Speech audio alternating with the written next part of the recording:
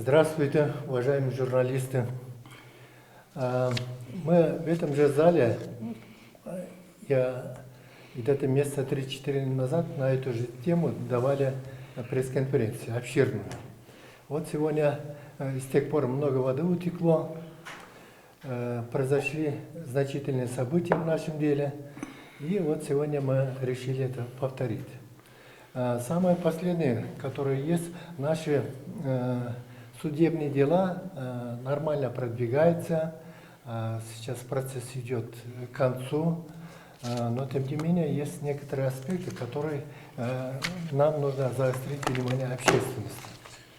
Вот, как вы знаете, в 2008 году команда Максима Бакиева при исполнении, реальном исполнении бывшего председателя Государственного комитета по геологии Курмана Алиева был совершен рейдерский захват нашей компании.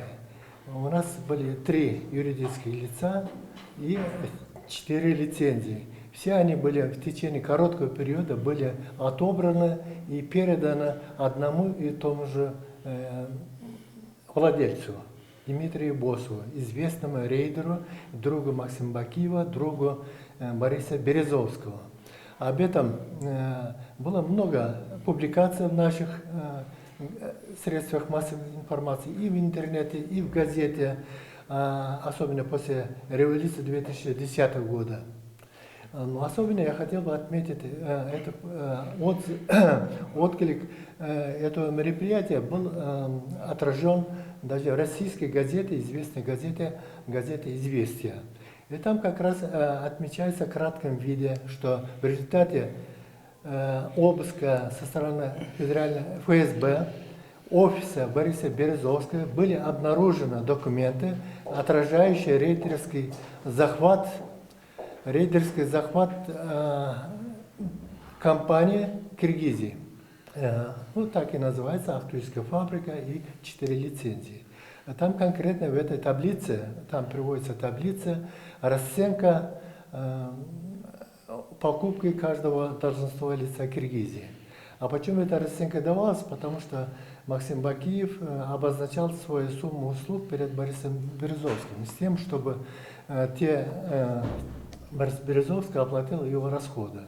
И в этих расходах там указываются очень большие суммы, самые минимальные там $300 000. Не говоря о том, что там $1 000 000 предоставляется генеральному прокурору, а также Государственной налоговой службе, Управлению по делам банкротств, Социальному фонду, а также Государственному агентству геологии для отбора лицензий. Конечно, вот эта реакция после революции, до революции наши попытки там судебные разборки были бесполезны, потому что была команда со стороны Максима Бакиева, все рассказывали, указывали наверх, что там есть команда вас, грубо говоря, мочить. Вот. Но после революции мы подали, естественно, написал я письмо Отунбаевой, это тогда была президентом, и она направила это письмо для разбора Генеральной прокуратуры. После предварительного расследования Генеральная прокуратура создала следственную комиссию и открыла уголовное дело против Курмана Алиева. И с тех пор мы боремся, чтобы вернуть наши незаконно отобранные активы. Это был длительный процесс, вы сами знаете, после революции были очень много неразборок и так далее, но нас захватили профессиональные рейдеры. Это Дмитрий Босов, он профессионал, одно его дело чего стоит? Он отхватил Красноярский алюминиевый завод. Это крупнейший алюминиевый комбинат в мире. Не говоря о нашем маленьком Кыргызстане и нашей маленькой фабрике в Актюзе. И они после революции тоже с помощью старых связей, потому что Максим Бакиев убежал, а его команда-то осталась, связи остались, и с помощью этой команды они удерживались. Но тем не менее, вот особенно после смены президента, вот пришел Сооронбай Шарипович, дело вроде с мертвой точки сдвинулось. Он объявил беспощадную борьбу, как он сказал, против коррупции. И на волне этого мы стали восстанавливать. Вот мы приближаемся к какому-то логическому концу, чтобы обратно вернуть. И тут рейдеры запели. Они, видя, что проигрывают по судам, и они стали выступать в средствах массовой информации, исключительно не то, что добиться справедливости, довести до населения правду, нет, абсолютно, чтобы оказать давление на судебные и следственные органы, а также на государственные органы, которые занимаются этими спорами.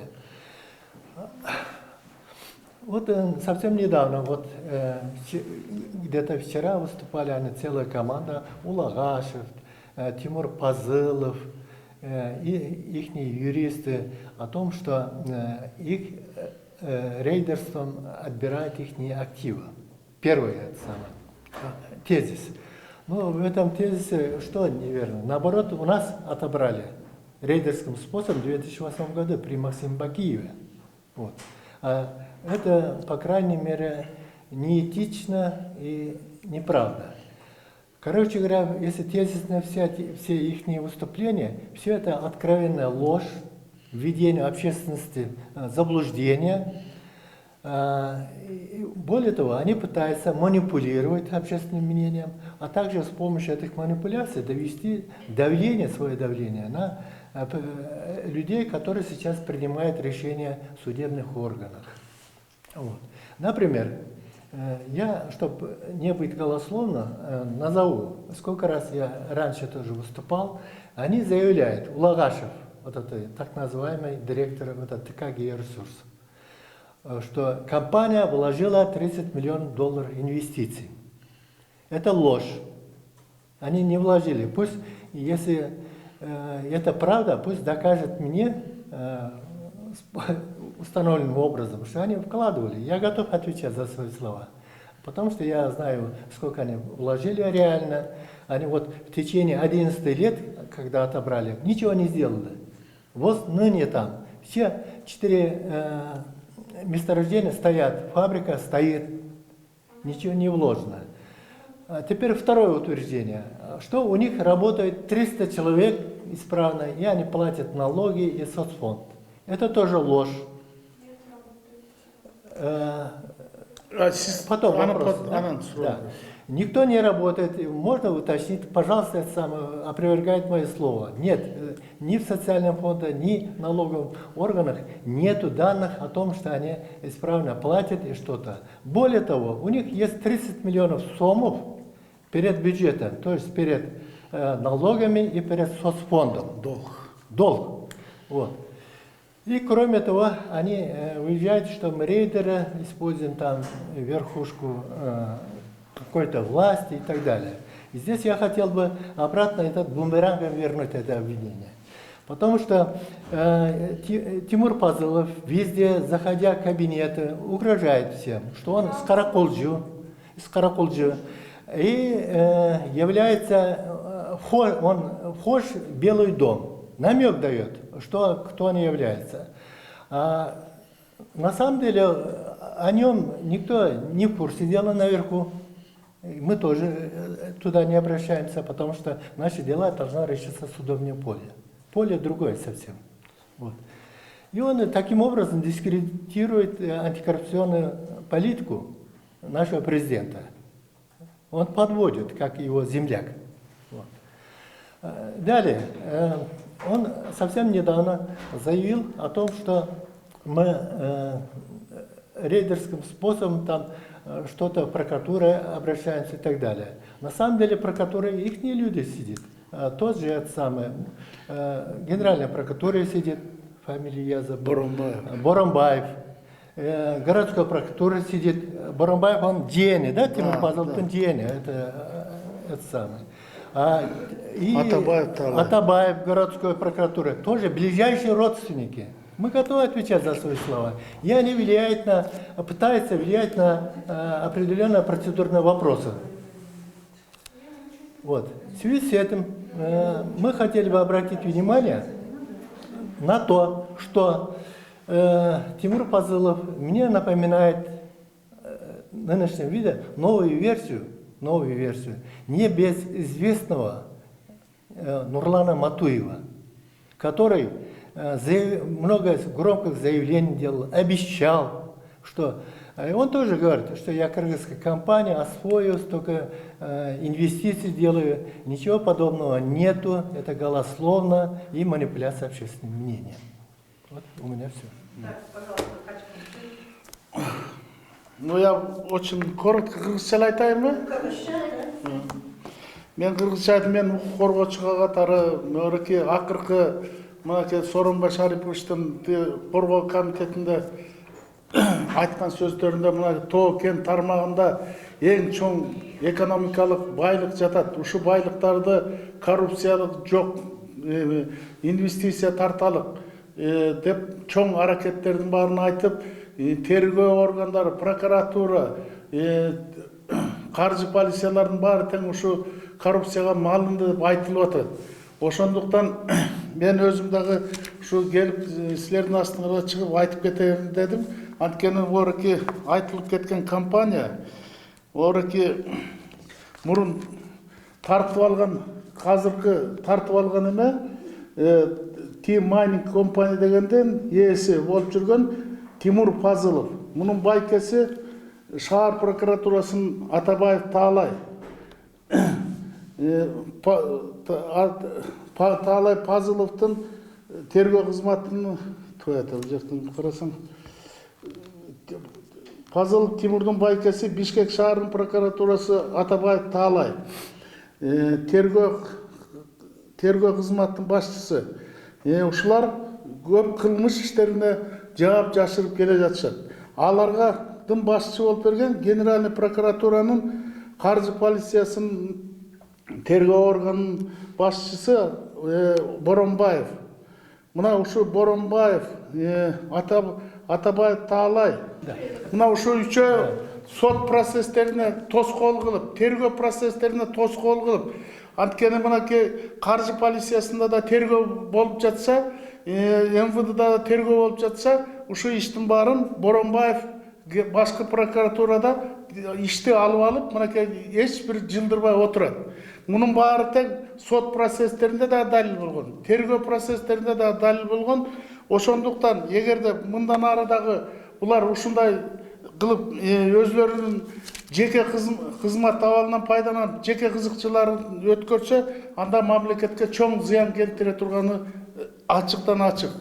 Ошон үчүн жанагы Сооронбай Жээнбеков ачык айтып атат. Коомдук активисттер, коомчулук жардам бергиле, ачык айтып бергиле деп. Балким Сооронбай Жээнбеков билбей атат.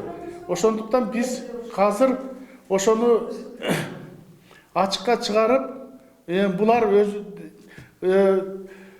администрация президенти кызматтык териштирүүнү уюштуруш керек деп мен талап кылам. Так, уважаемые журналисты, вопросы задают только... Биринчи суроо, сиздер жакында эле жогорку соттон утулгансыздар, сиздер укугуңуздар токтотуу боюнча күнү чыкты. Азыр кайсы укук менен азыр сиздер кайра ушинтип пресс-конференция берип, кандай жол менен сиздер утулабыз деген оюңуздар болуп атат? Бул биринчи суроо. Экинчи суроо, бул Актүз маселеси боюнча мен баштан эле ушул журналисттик иликтөө жүргүзүп, ошол жер менен эл менен жолугуп, ошол жерде 300дөн ашык түтүн жашайт экен. Ошолордун ар биринин үй бүлөсүнөн бирден 3-өө ошол фабрикада иштейт экен. Негизинен ошол Актүз айылында өмө жөнчү өспөйт экен, башка нерсе өспөйт экен, башка бир коммерческий бизнес болбойт экен. Анан эң башкысы ошол жерде жашаган жергиликтүү тургундар түздөн түз фабрикага көз каранды экен. Сурооңузду бериңизчи. Суроом ошол. Суроом эми сиздердин жеке амбицияңыздар, мурун сиздер банкрот деп табылгандан кийин, андан кийин жогорку сот сиздерге чечим чыгаргандан кийин, ошол эле гос экологиядагы сиздердин туура эмес деп таап аткандан кийин сиздер кайра жыгылган күрөшкө көбөйт болуп, ошончо 300дөн ашык элдин тагдырына караганда өзүңүздөрдүн амбицияңыздарды жогору коюп атканыңыздар өкүнүчтүү болот. Сиз ага жооп бериңизчи. Хорошо. Сиз кайсы эмедесиз? Элдик медиа бардам. Элдик медиа. Кече силерден чыкты да. Ооба. Жакшы суроо. рахмат. Ошо информация беріп қойын. Бұл дағы айтылып жатқан информация ложь. 300 киши иштебейт. Девушка, давайте не комментируйте, успокойтесь. Так. И бардық бізден иштер, мына судебный иштер. Алар көп. Себебі бізде 3 компанияны банкрот қылған. Незаконно. Аның бары восстанавливается. Это непростые дела. Аның бұл жерде егер судебный процессті расклад қылсам, уақытымыз жетпейді. Отырасыз бұл жерге. Притом бұл жерге юристтер керек. Юристтер бір-бірімен не қылыш керек. Мы вот эти вопросы юридические в другой плоскости, в судебных органах решаем. А здесь, ну, в общем, если в целом сказать, я одно могу сказать. То, что вы говорите, вас дезинформировали, потому что Ахтузе сейчас ничего не работает, давно не работает. Кроме того, я сошлюсь на те источники, которые там у вас. Возьмите интернет, я могу дать, интернет-источники могу дать, пожалуйста, интернет-источники. Там же говорится, что ахтузский народ, там сколько человек митингует, за счет невыплаты зарплаты, задолженность огромная. Так, теперь, и при том они приходили, митинг устроили здесь. Вот. Не, здесь она является заинтересованным лицом. Они прерывают. Девушка, давайте не мешайте ведению пресс-конференции, ведите себя нормально. Мына артистігі келді, мына. Давайте. Мошенники дейді ме? Да, пожалуйста, садитесь. Нет, сейчас не надо. Вы не журналист, вы противоположный. Я правильно. Мошенниктер бар ғой. Закончили это. Тимурдың қарындасы тұрбай олда. Тимурдың қарындасы. Вот видите, они это мошенники, они просто... Девушка, давайте это... Хорошо, я буду сидеть, не выгонять меня, я буду задавать свои вопросы. Сядьте и все. Кроме этого, 7 уголовных дел уже, 8 уголовных дел. Да, вот, расскажите. Да, вы расскажите, пожалуйста, на вопрос. Ахтуз иштеген емес, судебные процессы идут. Расскажите про этот, как вы про Верховный суд, расскажите, Хорошо, что расскажу. журналист задал вопрос. У нас, я вам объяснил, несколько судебных дел разных, гражданских, уголовных и так далее. Понятно. Они идут. Административно-экономические дела, да? Да, Я да. так поняла, да? Дайте мне ответить. И притом они на разных стадиях. Притом некоторые вещи там чисто по каким-то процедурным вопросам доходят до Верховного суда, а потом по вновь открыться снова останавливаются. Это те вопросы, которые сейчас в процессе, окончательной точкой нельзя ставить. Я не могу сейчас сказать. Принято окончательно. Нет. Не вводите Девушка, давайте это. Вы понимаете, он нашу репутацию портит, он Пусть портит он утверждение, терпит, Сіз кетіп қалыңыз, біз төлемезбіз, ақша төлемей продолжайте пресс-конференцию. Так, вы заметили, с самого начала рассказали. Процесстің бәрін Не бұзады. мешайте. Хорошо, кто за что? Вы не журналист, понятно, вы противоборствуете сторона. Ну, они специально делают, чтобы сорвать наши пресс-конференции. Но Девушка, это нас не смущает, потому что мы знаем их, это их подход. Чего хотели узнать? А в каком году было рейдерство, да? Что Ага. за компания, что за фабрика и какие там месторождения? Так, это было в 2008 году. Первая рейдерская атака была 4 февраля. Какого года? 2008 года, 4 февраля. Они начали атаку на филиал компании Golden Silver по банкротству. Приезжали как раз представители Елисеева. Знаете Елисеева? Да. Его отец, Александр Елисеев. И они взяли незаконное решение Международного суда о банкротстве филиала. Тут два парадокса, нонсенса. Потому что первое, это юридический филиал не может быть банкротством, потому что он не юридическое лицо. Второе, Да, значит... подождите, вот это Golden Silver, это 100% крымский капитал? Нет, израильский. Ну все понятно. Да, израильская компания. Так, головная компания там. Вот. И кроме этого у нас 70% акций АО «Ахтуз». И Месторождение по... по серебру, да, я так поняла, по названию? по золоту. По золоту? По Почему золоту. Golden Silver? Золотой серебро, что ли? Ну там попутка есть, голден, но Silver, сильвера очень мало. это, какой процент серебра и какой процент... Сильвер очень незначительно. Это Понятно. попутный металл, очень незначительный, я не помню, может 5%. Так, отвечайте на Да. вопрос. И так, это ОА-Актюс, а потом Голден Куран. Там 69%. Да. А кто являлся владельцем? Учредителем? Что? Учредители. Учредители данной ОА-Актюс 70% было это Голден Сильвера, это покупал акции у фонда госимущества, ну, по установленной процедуре, так? А 30% это, ну помните, это по программе ПИСАК 30% продавали населению. Купоны, аукционы и так далее. Вот, Население, да? да, население Киргизии по всей Киргизии. Физические лица там были, юридические. Вот. Контрольный пакет ОАО «Актюс», да? Вот это? Голден Сильвера был, да. Golden. 70%. Это купил он у фонда госимущества. Потом 69% ОСО Голден Куран. А у этого ОСО 31% принадлежал это АО Карабалтинский горно-рудный комбинат.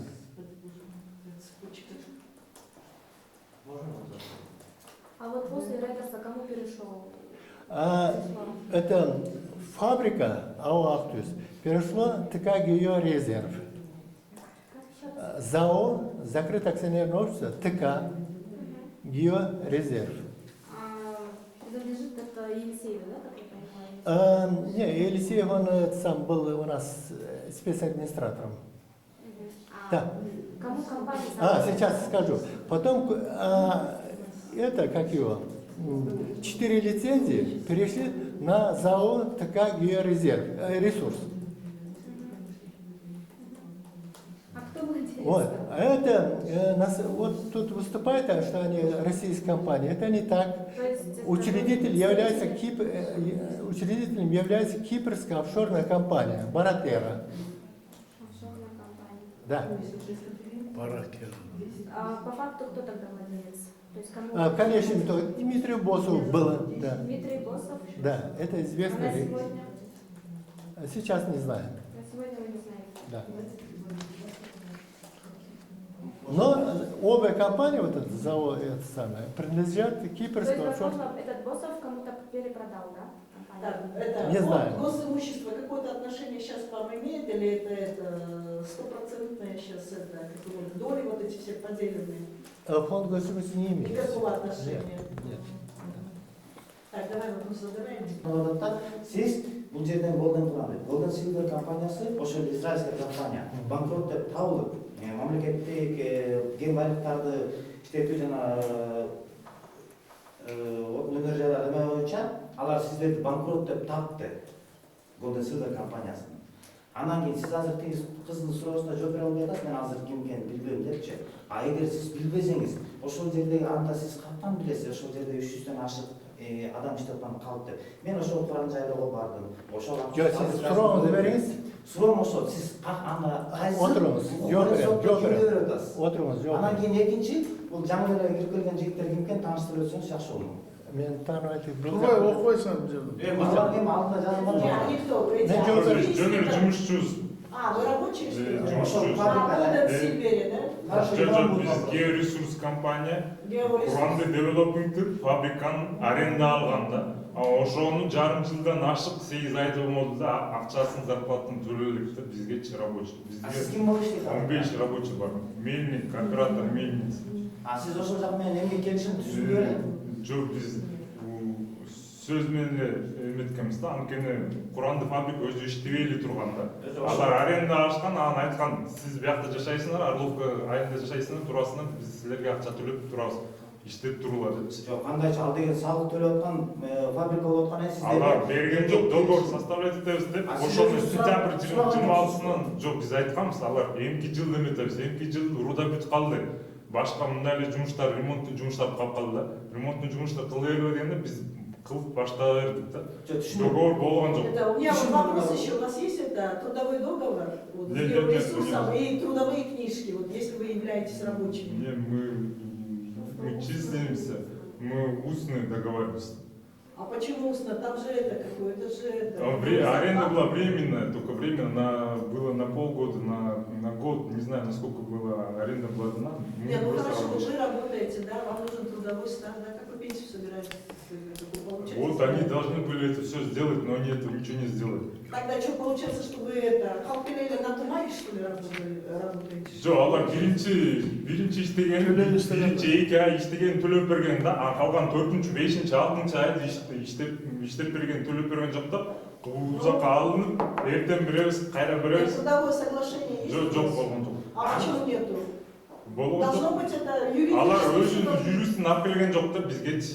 Она что, получается, подпольно, что ли, работает, эта фирма?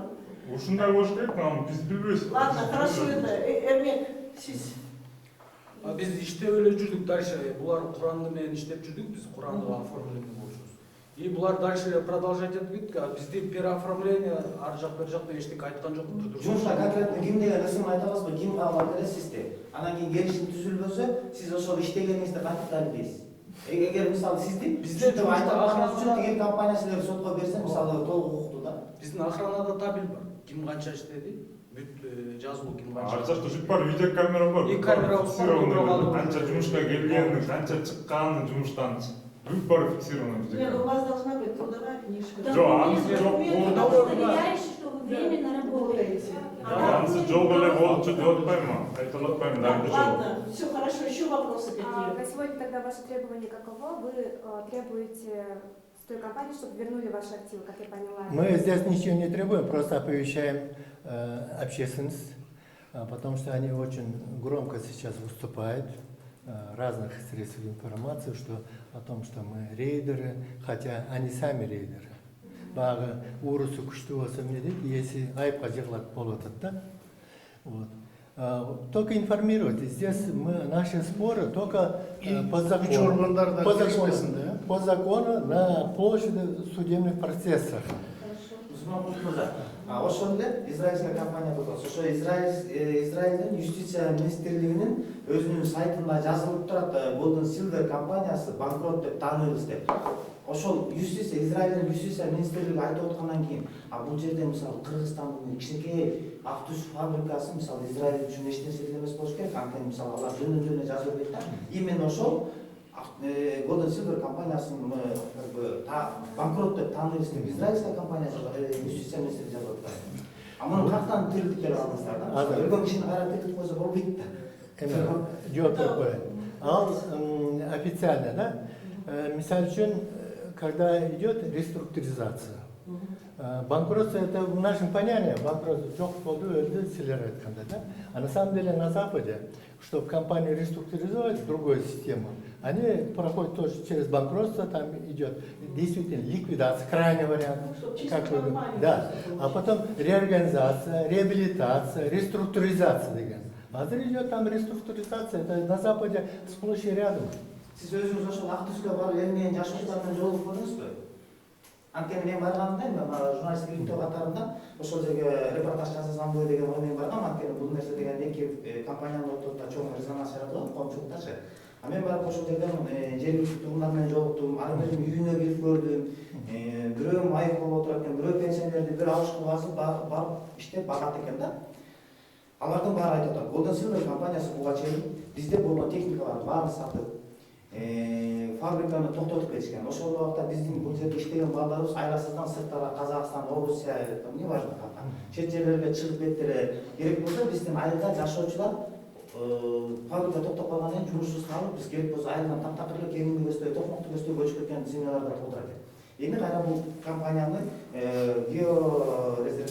георесурс, ошол иштетип баштагандан кайра жанданып баштагандан кийин элдин баары кайра жаштардын баары агылып келип айылга жумуш баштаган экен. Эми ошону сиздер кантип ошончо адамды каратып туруп, анан кийин жогорку соттон да утузаңыздар, эми кайра туруп кантем ошону опровержение берип ушундай иш жазып атасыздар, мен түшүнбөй атам да. Эми сиз пытаетесь ввести в заблуждение общественность. Мен ошо, чтобы рассеять туман. Пытаюсь узнать конкретно. Нет, если хотите узнать, я дам. Биринчиден, вот силер айтып атасыңар, биз историясы баша 96-жылдан. 96-жылы, 1996-жылы постановление правительства чыккан, что Актүздө фабрика биротоле жабылганда